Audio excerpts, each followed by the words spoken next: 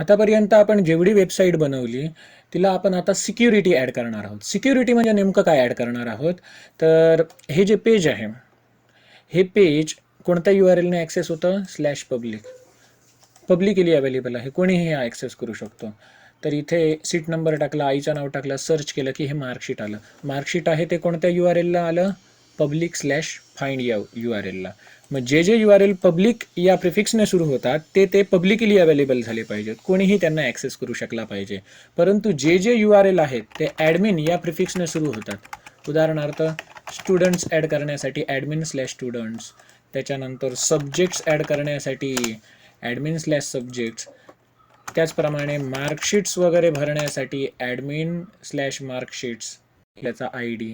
म्हणजे जे URL /admin या प्रिफिक्सने सुरू होतात ते फक्त ॲडमिन ॲक्सेस करू शकला पाहिजे, पब्लिक युजर ॲक्सेस करू शकला नाही पाहिजे. म्हणजे आपल्याला काय करायचं आहे, जे URL ॲडमिन या प्रिफिक्सने सुरू होतात त्यांना सिक्युअर्ड करायचं आहे. म्हणजे ते ॲक्सेस करण्यासाठी त्यांनी लॉगिन ID पासवर्ड विचारला पाहिजे. जर तो लॉगिन ID पासवर्ड व्हॅलिड असेल तरच हे ॲडमिनने सुरू होणारे, ॲडमिन या प्रिफिक्सने सुरू होणारे URL ॲक्सेस होऊ शकतात, नाहीतर होणार नाहीत. परंतु जे पब्लिक या प्रिफिक्सने सुरू होणारे URL आहेत ते URL without log in credentials access झाले पाहिजेत. एवढं आपल्याला करून बघायचं आहे. ज्या URL मध्ये प्रिफिक्स ॲडमिन आहे ते आपल्याला सिक्युअर्ड करायचे आहे. ते ॲक्सेस करायचे असतील तर कंपल्सरी लॉग इन केलं पाहिजे. परंतु ज्या URL मध्ये पब्लिक हे प्रिफिक्स आहे ते URL डायरेक्टली कोणालाही ॲक्सेस झाले पाहिजेत, असं आपल्याला ओव्हरऑल या प्रॅक्टिकलमध्ये करायचं आहे. मग त्यासाठी पहिली स्टेप काय, तर पहिली स्टेप म्हणजे आपल्याला जो काही तुमचा प्रोजेक्ट आहे त्याच्यामधील जी डिपेंडन्सीची फाईल आहे pom.xml या फाईलमध्ये तुम्हाला स्प्रिंग सिक्युरिटीची डिपेंडन्सी ॲड करावी लागेल. मग ती कुठे मिळणार, तर तुमचं जे काही स्प्रिंगचं व्हर्जन आहे त्या व्हर्जननुसार तुम्ही डाउनलोड करू शकता स्प्रिंग सिक्युरिटी मॅवन डिपेंडन्सी. तुमचा जर प्रोजेक्ट ग्रॅडलचा असेल तर ग्रॅडल डिपेंडन्सी टाकू शकता मॅवन ऐवजी. मग ह्याच्यातलं तुमचं जे काही स्प्रिंग बूटचं व्हर्जन आहे त्यानुसार तुम्ही हा डिपेंडन्सीचा कोड कॉपी करू शकता. दुसरा ऑप्शन म्हणजे काय, मी माझ्या नोट्समध्ये इथे स्प्रिंग सिक्युरिटीसाठी लागणाऱ्या ज्या डिपेंडन्सीज आहेत त्या इथे मी कॉपी पेस्ट करून ठेवलेल्या आहेत. इथला कोड तुम्ही कॉपी करून इकडे पेस्ट करू शकता. हा कुठे पेस्ट करायचा, तर हा डिपेंडन्सीज नावाचा हा टॅग आहे. डिपेंडन्सीज, मल्टिपल डिपेंडन्सीज याच्यामध्ये ॲड केलेली आहेत. मग कुठेतरी तुम्ही ती डिपेंडन्सी ॲड करू शकता. मी आता इथे ॲड करतो. मग इथे मी हे ज्या वेगवेगळ्या डिपेंडन्सीज होत्या त्याच्यामध्ये कुठेतरी एका ठिकाणी मी ॲड केलं. तुम्हाला जर हे कुठे ॲड करायचं ते कठीण वाटत असेल तर मी हे काढून टाकतो. पहिला माझा कोड असा होता. ॲड करताना कुठे करणार मी, एक तर ही डिपेंडन्सीज नावाचा टॅग जिथे सुरू होतो इथे तरी तुम्ही ॲड करू शकता, किंवा हा डिपेंडन्सीज नावाचा टॅग जिथे संपतो त्याच्या अगोदर तरी ॲड करू शकता. कळलं. मग हे झाल्याच्या नंतर इथे हा आयकॉन दिसतोय लोड मॅवन चेंजेस, रिलोड करायचा. म्हणजे ही जी डिपेंडन्सीचा जो काय आपण कोड लिहिला याच्यासाठी लागणाऱ्या ज्या जार फाईल्स आहेत त्या तो ॲटोमॅटिक डाउनलोड करायला सुरुवात करणार. हा जर आयकॉन इथे दिसत नसेल तर तुम्हाला इथे राईट क्लिक करून मॅवनमध्ये रिलोड प्रोजेक्ट नावाचा ऑप्शन मिळणार. त्याच्यामधून सुद्धा जार फाईल्स डाउनलोड होणार. परंतु त्या जार फाईल्स डाउनलोड करण्यापूर्वी जर तुमचा सर्व्हर ऑन असेल तर तुम्ही तो ऑफ करा. मी आता सर्व्हर इथे स्टॉप केलेला आहे आणि आता इथून मी ते पेज लोड करतो, रिलोड करतो, प्रोजेक्ट रिलोड करतो. मग याने इथे डिपेंडन्सीज डाउनलोड करायला सुरुवात केलेली आहे. डिपेंडन्सीज डाउनलोड झालेल्या आहेत. ही एक गोष्ट झाली. आता मी सेम प्रोजेक्ट पुन्हा रन करतो. फक्त मी डिपेंडन्सीज ॲड केलेल्या आहेत, बाकी काही केलेलं नाही. एवढं केल्यानंतर आता काय इथे चमत्कार घडतो तो बघूया. इथे त्याने एक पासवर्ड जनरेट करून दिलेला आहे. हा कॉपी करून ठेवूया, कुठेतरी उपयोगी पडणार बघा. आणि मी काय करतो, हे जे पेज आहे ना ते रिफ्रेश करतो. मग त्याने ॲटोमॅटिक एक स्लॅश लॉग इन नावाचा एक एंड पॉईंट बनवलेला आहे आणि एक युजर नेम त्यांनी स्वतःहून आपल्याला बनवून दिलेला आहे. आणि मग या युजर नेममध्ये आपण by default user name user टाकूया आणि पासवर्ड काहीतरी इनव्हॅलिड टाकूया. तर तो काय म्हणतो, बॅड क्रेडेन्शियल्स. त्याने स्वतःहून सगळं हँडल केलेलं आहे. युजर आणि पासवर्ड मगाशी जो कॉपी केला ना इथून, हा कॉपी करून मी आता पेस्ट करतो कुठे, इथे, आणि साइन इन करतो. तर आता हा URL मला ॲक्सेस झालेला आहे, हे पेज मला ॲक्सेस झालेलं आहे. बाय डिफॉल्ट त्यांनी हे सगळेचे सगळे URLs आहेत ते त्यांनी सिक्युअर्ड केलेले आहेत. ते ॲक्सेस करण्यासाठी मला युजर नेम पासवर्ड वापरावा लागेल. मग हा युजर नेम पासवर्ड हा नको, त्याने दिलेला नको. तुम्हाला स्वतःचा काहीतरी युजर नेम पासवर्ड पाहिजे किंवा डेटाबेसमधून घेतलेला युजर नेम पासवर्ड पाहिजे, ते तुम्ही स्पेसिफाय करू शकता. ते कसं करायचं तेच दाखवण्यासाठी ही व्हिडिओ बनवलेली आहे. मग पहिली गोष्ट आपण काय केली, फक्त स्प्रिंग सिक्युरिटी ॲड केली तर आपल्याला हे मिळालं, काय, लॉग इन पेज मिळालं. लॉगआउट URL जर तुम्ही फायर केला तर त्याने तुम्हाला लॉगआउट पेजसुद्धा बनवून दिलेलं आहे. ॲटोमॅटिक लॉगआउट झाला. आता हे जे लॉग इन पेज आपल्यासमोर आलेलं आहे, हे त्याने ॲटोमॅटिक बनवून दिलेलं आहे, ऑटोमॅटिक जनरेट करून दिलेलं आहे. याचा जर आपण सोर्स कोड बघितला तर याचा जो फॉर्म आहे त्याला मेथड पोस्ट आहे आणि ॲक्शन काय आहे, स्लॅश लॉग इन. काय आहे, स्लॅश लॉग इन. युजर नेमसाठी जो टेक्स्ट बॉक्स आहे त्याला name is equal to user name दिला आहे, ID is equal to user name दिला आहे. आणि पासवर्डसाठी जो टेक्स्ट बॉक्स आहे त्याला name is equal to password, ID is equal to password असे दिलेलं आहे. आणि हे जे आपण name is equal to something देतो ते आपण ते पॅरामीटर्स ॲक्सेस करताना वापरतो, हे तुम्हाला माहिती आहे. याच्यापूर्वीची जर सिरीज तुम्ही बघितली असेल तर हे पेज तुम्हाला समजा नको पाहिजे, तुम्हाला काहीतरी स्वतःचे पेज पाहिजे, लॉग इन पेज, तर तेही तुम्ही बनवू शकता. मग आता आपल्याला जरा कस्टमायझेशन करायचं आहे. कसलं कस्टमायझेशन, तर पहिली गोष्ट म्हणजे युजर नेम पासवर्ड हा नको. आपण काय करूया, ॲडमिन हे युजर नेम असेल आणि पासवर्ड 123 असेल तर लॉग इन झालं पाहिजे. हे आधी आपण करूया. इथे सर्व्हर स्टॉप करतो. मग आता आपली पहिली स्टेप काय आहे, पहिली स्टेप आहे की हे जे काही मी नोट्स दिलेले आहेत त्याच्यामधून हा कोड घेणे आणि कशामध्ये पेस्ट करणार, mysecurityconfig.java नावाची एक फाईल बनवायची. हा कोड मी कॉपी केला आणि ती फाईल कुठे बनवतो, तर स्प्रिंग सिक्युरिटीसाठी मी ऑलरेडी एक पॅकेज बनवून ठेवलं होतं. त्या पॅकेजमध्ये मी mysecurityconfig नावाचा जावा क्लास बनवतो आणि त्या जावा क्लासमध्ये मी तो मगाशी कॉपी केलेला कोड पेस्ट करतो. आता याच्यासाठी काही इम्पोर्ट स्टेटमेंट असणार, ती इम्पोर्ट करून टाकूया. आता ही इम्पोर्ट स्टेटमेंट मी तिकडे गुगल डॉकच्या नोट्सच्या फाईलमध्ये दिली असती, परंतु तिकडे ती साईज वाढत जाणार, कोड ते मग मोठमोठे दिसणार. मग मी इथे हे इम्पोर्ट करतो पटापट.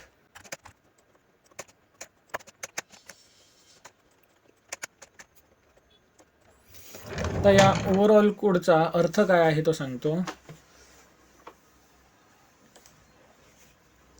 तर पहिली गोष्ट म्हणजे इथे हा क्लास बनवलेला आहे mysecurityconfig, त्याला इथे कन्फिगरेशन हे ॲनोटेशन दिलेलं आहे. कन्फिगरेशन हे ॲनोटेशन स्प्रिंग बूटमध्ये ज्या ज्या क्लासला देतो तो क्लास काहीतरी कन्फिगरेशन करून ठेवलेलं आहे, सेटिंग करून ठेवलेलं आहे असं समजून तो हे ज्याला ज्याला कन्फिगरेशन ॲनोटेशन देतो ते क्लास आधी लोड होतात. तर इथे mysecurityconfig enable web security mysecurityconfig नावाचा हा जो क्लास आहे त्याच्यामध्ये आपण काय काय सेटिंग केले, HTTP म्हणजे hyper text transfer protocol, CSRF disable करून टाकलं. CSRF म्हणजे काय,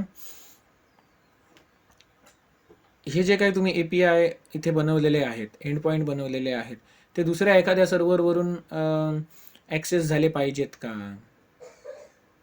तर CSRF ही जी सिक्युरिटी आहे ती डिसेबल करून ठेवायची. जर ते दुसऱ्या सर्व्हरवरून ॲक्सेस नाही झाले पाहिजेत तर CSRF जी सिक्युरिटी आहे ती इनेबल करून ठेवायचे. ऑथराइज HTTP रिक्वेस्ट, आता इथे आडव्या लाल रंगाच्या लाईन्स आलेल्या आहेत. याचा अर्थ काय? याचा अर्थ म्हणजे काहीतरी हे डिप्रिकेटेड झालेलं आहे. ह्याच्यानंतरची पुढची JDK येणार आहे त्याच्यामधून ह्याच्याऐवजी काहीतरी वेगळा शब्द येणार आहे किंवा जरा वेगळी मेथड येणार आहे, असा याचा अर्थ. आता हे नवीन नवीन अपडेट काढत राहतात तसं हे चेंजेस होत जातात. त्याच्यामुळे आपल्याला जरा अपडेटेड राहावं लागतं याच्यामध्ये. पण लय काय मोठे चेंजेस नसतात ते, आपण ते डॉक्युमेंटेशनमधून ते बघू शकतो. तर ऑथराइज HTTP रिक्वेस्ट म्हणजे काय? जी काय रिक्वेस्ट येणार ती पहिली ऑथराइज कर. त्याच्यानंतर रिक्वेस्ट मॅचर्स आहेत. हे रिक्वेस्ट मॅचर फंक्शन काय करतं? याचं URL म्हणून पॅरामीटर घेतं. मग जे URL /assets/ ने सुरू होतात आणि त्याच्या पुढे काहीही असू देत, म्हणजे काय? स्टार म्हणजे त्याच्या पुढे काहीही असू दे, ते परमिट ऑल, कोणालाही ॲक्सेसिबल झाले पाहिजेत. त्याचप्रमाणे आपल्याला काय करायचं आहे? जे पब्लिकने सुरू होत आहेत ते URL सुद्धा सगळ्यांना ॲक्सेस झालं पाहिजे, असं करायचं आहे. /public/*** म्हणजे पुढे काहीही असू देत, ते URL सगळ्यांना ॲक्सेस झाले पाहिजेत असं. त्याच्यानंतर पुढची लाईन रिक्वेस्ट मॅचर /emp/***. हे मी दुसऱ्या प्रोजेक्टमधला कोड घेतला आहे म्हणून इथे EMP दिसतंय. मग आपल्याला काय करायचं आहे? इथे जे URL ॲडमिन या वर्डने सुरू होत आहेत पुढे *** काहीही असू दे, पुढे सब्जेक्ट्स असू दे, स्टुडंट्स असू दे, मार्कशीट्स असू दे, काहीही असू दे. मग ते जे URL आहेत ते फक्त कोणाला ॲक्सेस झाले पाहिजेत? ॲडमिनला ॲक्सेस झाले पाहिजेत. नॉर्मल युजरला कोणते URL ॲक्सेस झाले पाहिजेत तुम्ही इथून स्पेसिफाय करू शकता. हा नॉर्मल युजर म्हणजे कोण? याला सुद्धा लॉग इन करायची गरज आहे असा. आणि पब्लिक युजर म्हणजे कोण? पब्लिक म्हणजे लॉग इन करायची गरज नाही. मग आपल्याकडे असा नॉर्मल युजर नावाचा काही कन्सेप्ट नाही आहे या प्रोजेक्टमध्ये, पण आपण नॉर्मल युजरवाला पार्ट इथून मी काढून टाकतो. आपल्याकडे कोण आहेत? एक म्हणजे पब्लिक युजर ज्याला लॉग इन करायची गरज नाही, आणि दुसरा ॲडमिन ज्याला लॉग इन करायची गरज आहे, तरच तो स्पेसिफिक URLs आहेत ते ॲक्सेस करू शकतो, ती पेजेस ॲक्सेस करू शकतो.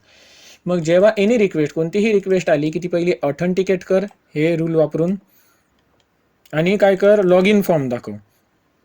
मग तो लॉग इन फॉर्म जो दाखवणार तो by default log in form, मगाचचं पेज होतं ना तो लॉग इन फॉर्म. मग ते जर तुम्हाला स्वतःचा लॉग इन पेज तुम्हाला जर द्यायचं असेल तर तुम्ही स्वतःचे जे काही लॉग इन पेज आहे त्या स्वतःच्या कस्टम लॉग इन पेजच्या फाईलचं नाव तुम्ही येथे स्पेसिफाय करू शकता. Custom log in page .html जे काय असेल ते मी कमेंटमध्ये टाकलं आहे, कारण मला हे डिफॉल्ट जे पेज आहे ते वापरायचं आहे. त्यानंतर युजर नेम पॅरामीटर म्हणजे name is equal to text box जो आहे युजर नेमसाठीचा लॉग इन पेजमधला, हा वाला टेक्स्ट बॉक्स, याला तुम्ही नेम इज इक्वल टू काय व्हॅल्यू दिलेली आहे? उदाहरणार्थ जर आपण बघितलं इथे तर काय आहे? इथे name is equal to user name, आणि पासवर्डसाठी काय आहे? Name is equal to password. मग ही व्हॅल्यू आहे ती तुम्ही इथे देणार. युजर नेमसाठी कोणता पॅरामीटर आहे? तर युजर नेम आहे. पासवर्डसाठी कोणता पॅरामीटर आहे? तर पासवर्ड आहे. जर तुम्ही T user name T password असं दिलं तर काय येणार? युजर नेम इथे टी युजर नेम म्हणजे टेक्स्ट बॉक्स युजर नेम, इथे काय? T password text box password. तुम्ही तिकडे जो काय देणार तोच इथे स्पेसिफाय करायचा. त्याच्यानंतर लॉग इन प्रोसेसिंग URL म्हणजे हा जेव्हा इथे सबमिट बटनला क्लिक करणार तेव्हा हा जो फॉर्म आहे त्याचं action is equal to /login आहे बघा. म्हणजे लॉग इनची प्रोसेस कोणत्या URLला घडणार? तर /login या पेजवरती. ते जर तुम्हाला चेंज करायचं आहे ते इथून चेंज करू शकता. त्याच्यानंतर डिफॉल्ट सक्सेस URL, जेव्हा लॉग इन सक्सेसफुल होईल तेव्हा कोणत्या पेजवरती घेऊन जा? तर आपल्याला काय करायचं आहे? admin/students किंवा admin/subjects जे काही असेल त्या पेजवरती घेऊन जा असं आपण सांगतोय. त्याच्यानंतर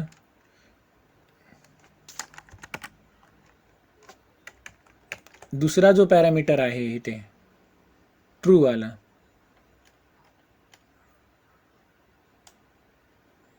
त्याचा अर्थ बघतो मी जरा.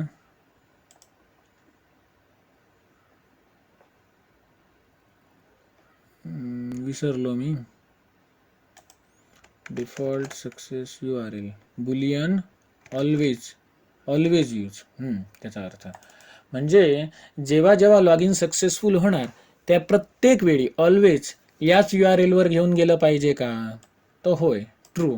नाही तर कधी कधी काय होतं की एखादा URL समजा admin/subjects हा तुम्ही डायरेक्टली ॲक्सेस करायला गेलात, तर तो काय सांगणार, नाही तुम्ही आधी लॉग इन करा. मग लॉग इन केल्याच्या नंतर लॉग इन सक्सेसफुल असलं तर परत तुम्ही ह्याच्या आधी जो URL सर्च केला होता admin/subjects त्याच्यावर गेला पाहिजे का? नाही, admin/students कडेच आला पाहिजे. तर तसं जर पाहिजे असेल तर इथे ट्रू पास करायचं.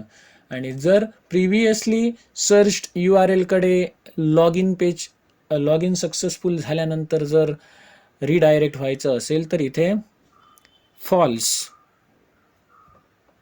पास करायचं. त्याच्यानंतर अजून काय, तर जेव्हा आता लॉगआउटचं सेटिंग, लॉगआउट बटनला क्लिक केल्यानंतर काय व्हायला पाहिजे, ते HTTP सेशन आहे तो इनव्हॅलिडेट झाला पाहिजे. ऑथेंटिकेशन आहे, आपण युजर नेम पासवर्ड टाकून जे काय ऑथराईज केलेलं आहे, ऑथेंटिकेशन केलेलं आहे ते क्लिअर झालं पाहिजे.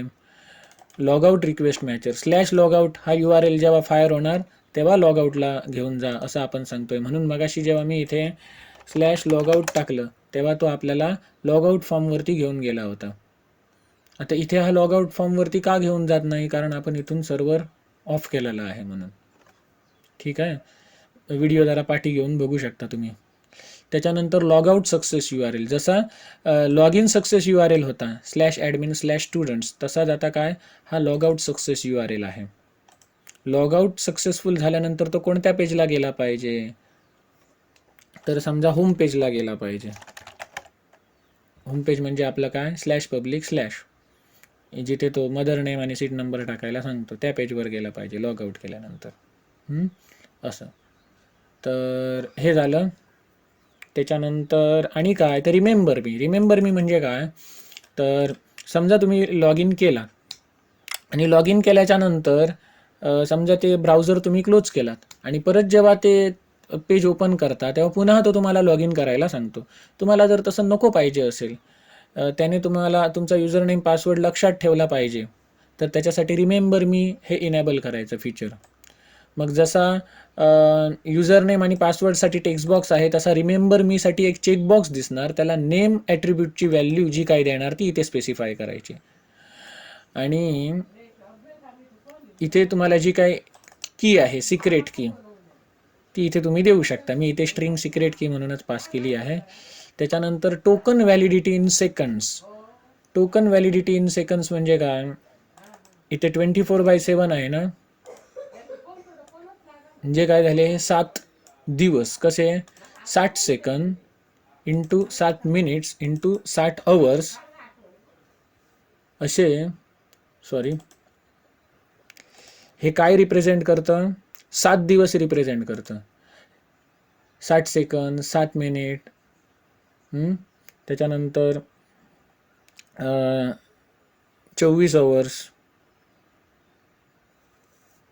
असं रिप्रेझेंट करतं. हा 7 दिवसांचा कालावधी रिप्रेझेंट करतो.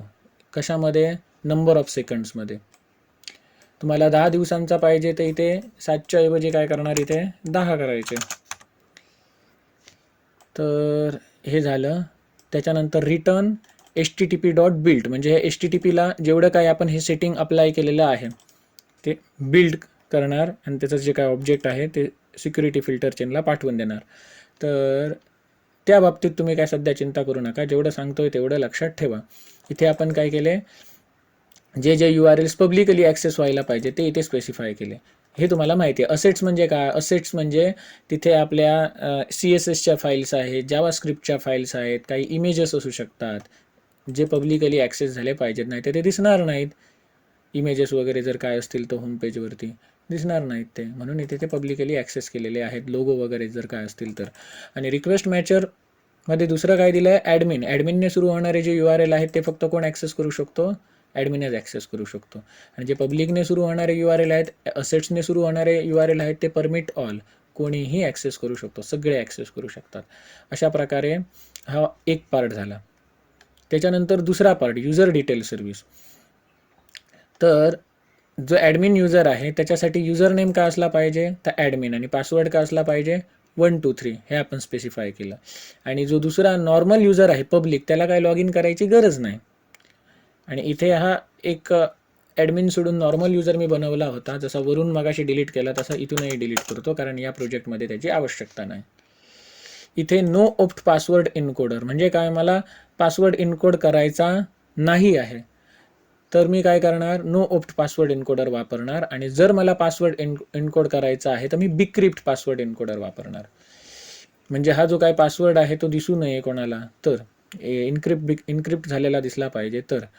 तर इथे हा ॲडमिन आणि 1 2 3 व्हॅल्यू आहे ती तुम्ही डेटाबेसमधूनही घेऊ शकता. आता डेटाबेसमधून कशी घ्यायची हे तुम्हाला सगळं ऑलरेडी शिकवलेलं आहे. रिपॉझिटरीज वगैरे बनवून, त्याच्या रिपॉझिटरीच्या मेथड बनवून कशी ॲक्सेस करायची हे सगळं तुम्हाला शिकवलेलं आहे.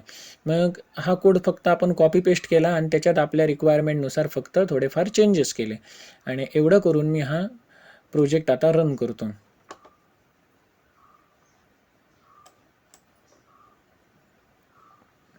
प्रोजेक्ट रन केला, काहीही एरर आलेला नाही.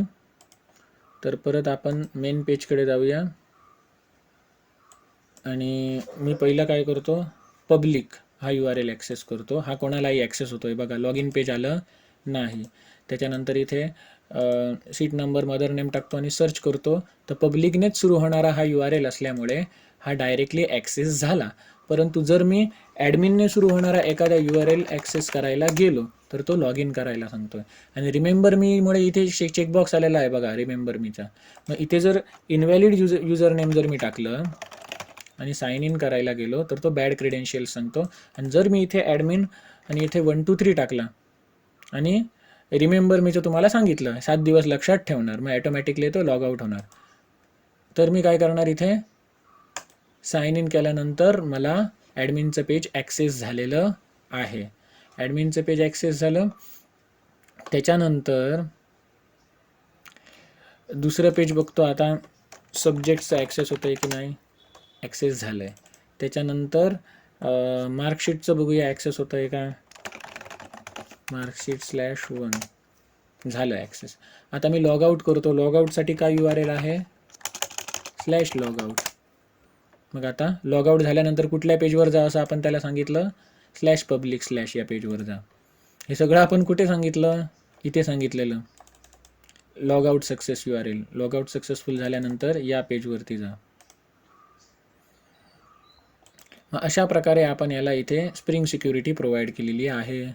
इथे मी सर्च केल्यानंतर फाइंड होतं आहे, जे URL पब्लिकने सुरू होत आहेत ते डायरेक्टली ॲक्सेस होत आहेत, बरोबर. पण जे URL ॲडमिनने सुरू होत आहेत त्यांच्यासाठी तो काय मागतोय, युजर नेम पासवर्ड मागतोय. मग तो कोणीही असू दे, सब्जेक्ट असू दे, स्टुडंट असू देत किंवा मार्कशीट असू दे. जर अयोग्य URL password, user name password टाकला तर तो बॅड क्रेडेन्शियल सांगणार, आणि जर योग्य टाकला तर तो आपल्याला ते पेज ॲक्सेस करायला देणार. मग इथे तुम्ही स्टुडंट डेटा, जो कोणी ॲडमिन असेल तो स्टुडंट डेटा टाकू शकतो, सब्जेक्ट्स ॲड करू शकतो. त्याच्यानंतर जर काय मार्कशीट्स वगैरे आहेत तर ती इथून फिल करू शकतो, बरोबर. मग आता जे काही URL आपण इथून टाकत आहोत त्याऐवजी तुम्ही त्यांच्या लिंक्स त्या पेजमध्ये देऊ शकता. उदाहरणार्थ जेव्हा मी लॉगआउट करतो तेव्हा कोणत्या पेजवर जातो, /public. मग इथून परत मला लॉग इन करायचं आहे. मग परत लॉग इन करण्यासाठी इथे कुठे लिंक आपण स्पेसिफाय केली आहे का, तर नाही. ती लिंक तुम्ही इथून कुठून तरी स्पेसिफाय करू शकता, जिथे तुम्हाला ठेवायची आहे तिथून. मी ते या होम पेजवरती जातो आणि वेलकम टू अवर वेबसाईट आहे, त्याच्या खाली एक छोटीशी लिंक बनवतो. वेलकम टू अवर वेबसाईट कुठे दिसतं, इथे दिसतंय ना. मग लॉग इनसाठी कुठे बनवूया,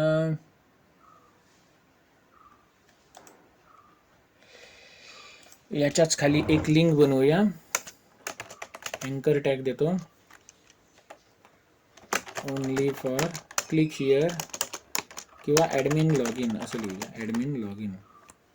आणि इथे याला href देऊया. href काय, हे लॉग इन पेज कधी ओपन होणार, त्याला URL काय आहे बाय डिफॉल्ट, /login आहे. जेव्हा हा URL फायर होणार तेव्हा ते ॲडमिन पेज ओपन होणार. ही एक गोष्ट झाली. हे टेस्ट करून बघूया.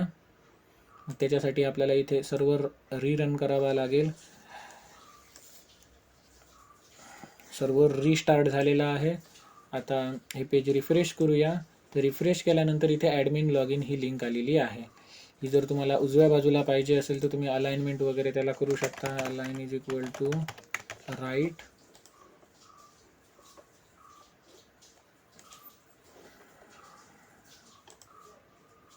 मग हा कुठे जाणार? उजव्या बाजूला जाणार. नाही झालं असं जर ऐकत नसेल तर काय करायचं, त्याला डिव्हिजन टॅगमध्ये टाकायचं. डिव आणि खाली स्लॅश डिव आणि स्लॅश डिवच्या मध्ये टाकायचं. आणि या डिव्हिजनला अलाइन काय करायची? राईट करायची. कोणीही ऐकत नसला तर अशा प्रकारे मग तो ऐकणार. हे आता राईट साईडला जायला ऐकत नव्हतं, ते आता ऐकणार.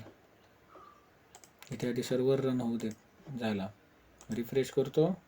आता गेलं बघा राईट साईडला. मधीचंही ठेवू शकता, मध्ये पाहिजे तुम्हाला तर. मग ॲडमिन लॉग इनला मी जेव्हा क्लिक करणार तेव्हा स्लॅश लॉग इन या URL वर जाणार आणि हे आपलं ॲडमिनचं लॉग इन पेज येणार, ज्यावरून ॲडमिन आपली पेजेस ॲक्सेस करू शकतो. त्याच्यानंतर ॲडमिनने ही जर पेजेस ॲक्सेस केली तर लॉगआउट करताना तो इथे काय लॉगआउट शब्द टाईप करत बसणार का असा? तर नाही. तर मग त्याच्यासाठी सुद्धा आपल्याला काय करावं लागेल? अशा प्रकारे एखादं लॉगआउटचं बटन द्यावं लागेल इकडे कोपऱ्यामध्ये. मग मी काय करतो, हा जो कोड आहे तो कॉपी करतो. जिथे जिथे लॉगआउट पेज जिथे जिथे ॲडमिनची पेजेस आहेत तिथे तिथे तो लॉगआउट शब्द टाकतो. एक म्हणजे काय, हे मार्कशीट पेज. मार्कशीट पब्लिक म्हणजे पब्लिकला दिसतं, ते नुसतं मार्कशीट आहे ते ॲडमिनला दिसतं. ते ह्याच्यामध्ये इथे टाकतो वरते. आणि एक हॉरिझॉन्टल लाईन टाकूया. मग इथे लॉगआउट स्लॅश लॉगआउट हा URL फायर झाला पाहिजे. मग त्या बटनला किंवा त्या लिंकला काय नाव दिसलं पाहिजे? तर लॉगआउट किंवा साइन आउट हे दिसलं पाहिजे. हीच लिंक मी हाच कोड कॉपी करतो आणि कुठे टाकतो? स्टुडंट पेजमध्ये सुद्धा टाकतो वरते.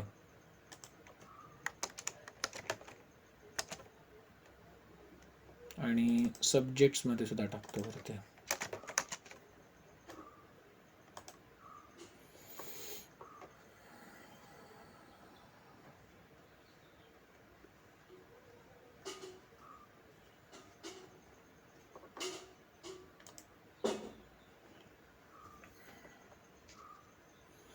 तर आता हे पेज रिफ्रेश करतो.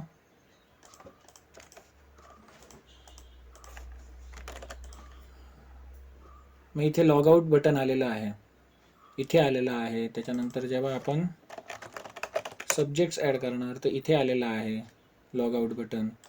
त्यानंतर एखाद्याचा आपण जेव्हा मार्कशीट बघतो तर इथे सुद्धा आलेलं आहे. मग या लॉगआउट बटनला क्लिक केल्यानंतर आपण लॉगआउट केलं. लॉगआउट केल्यानंतर स्लॅश पब्लिक या URLला आलो. मग इथून परत लॉग इन करू शकतो. मग अशा प्रकारे आपण हे जे पहिले 3 URL होते जे ॲडमिन या प्रिफिक्सने सुरू होत आहेत ते सिक्युअर्ड केलेले आहेत. ते डायरेक्टली ॲक्सेस होत नाहीत, त्याच्यासाठी लॉग इन करावं लागतं. आणि हे पब्लिकने सुरू होणारे पब्लिक प्रिफिक्सवाले जे URL आहेत ते डायरेक्टली ॲक्सेस होत आहेत कोणालाही, ॲनॉनमस युजरला. मग स्प्रिंग सिक्युरिटीमधील हे फीचर आपण इथे वापरलं.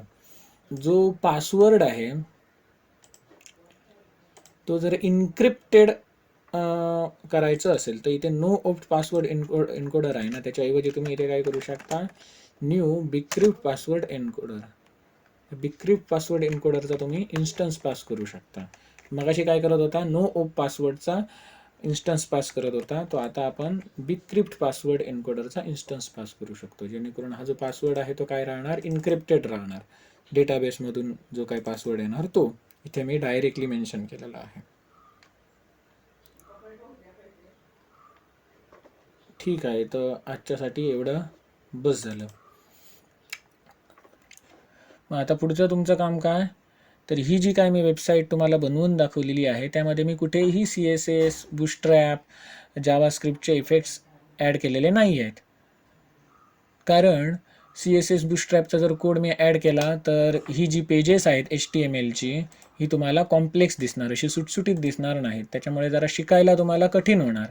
म्हणून मी CSS बूटस्ट्रॅपचे कोड इथे मी ॲड केलेले नाहीत, कारण कन्सेप्ट अंडरस्टँडिंगला मी जास्त प्रायोरिटी देतो शिकवताना.